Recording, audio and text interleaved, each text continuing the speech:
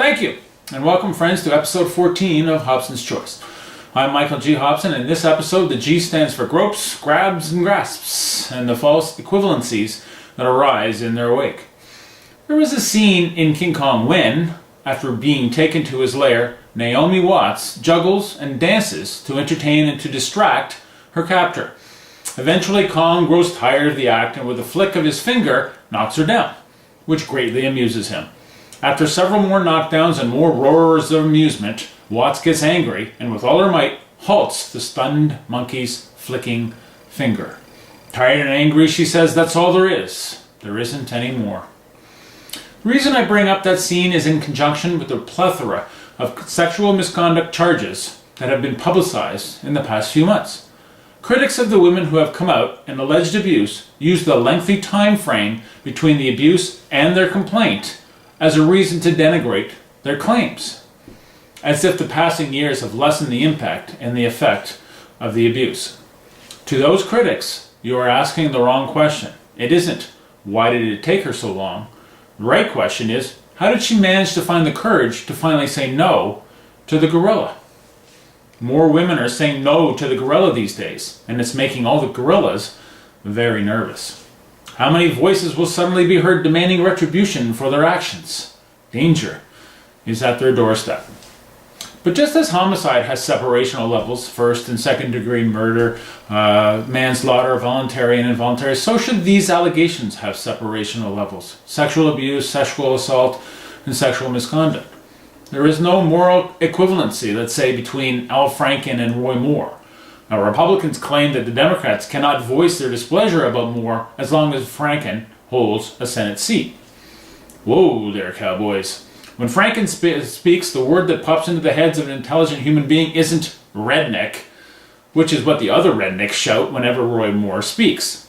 And great thanks to the African Americans of Alabama, who shouted down the white rednecks of the state and voted in a reasonable man, rather than a man who seemed to have been hatched 200 years ago and who has been frozen in state ever since. Back to Franken.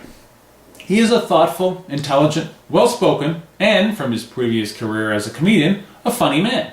But Franken also has a minor predilection. There seems to be a trigger within him that he cannot control. That if he finds a woman attractive, he has a hard time halting an urge to kiss her or to grab her butt.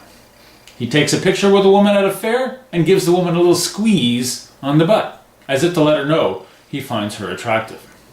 Is this wrong? Absolutely.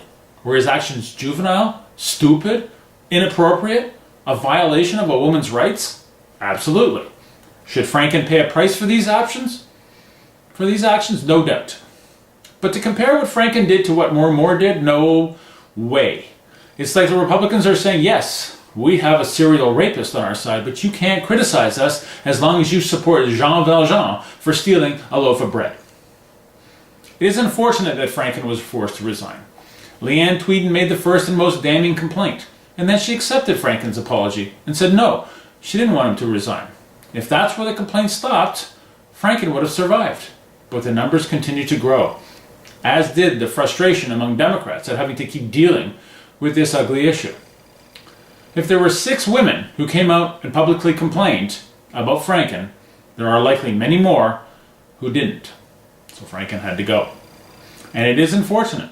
Franken was well liked within the Senate, did a lot of good for the people of his state, and he was a major voice in the fight against the corrupt administration.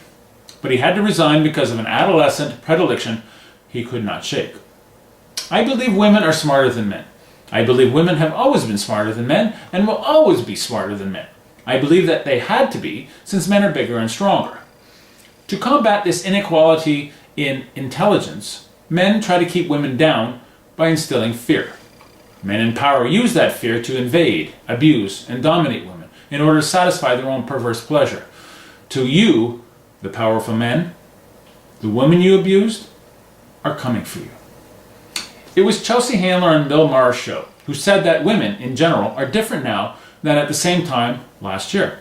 When asked how 52% of white women could vote for a self-admitted sexual assaulter, Handler stated that last year, women made a mistake, and that women sometimes have a harder time supporting a woman than they do in targeting a man. The women are now angry and are targeting the men. There is danger here as well.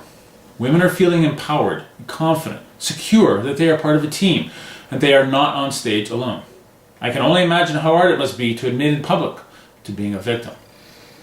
But as with any movement, there will be those on the fringes who seek their own vendettas. And if any are proven to be liars, it could harm the viability of the movement. But if the pendulum does swing too far in the other direction, I say, let it swing. It's been stuck on one side for far too long. Bette Midler, who admitted publicly that she was a victim and detailed her abuse, tweeted her advice to men. Just give women equal pay for equal work and keep your paws off. Sound advice.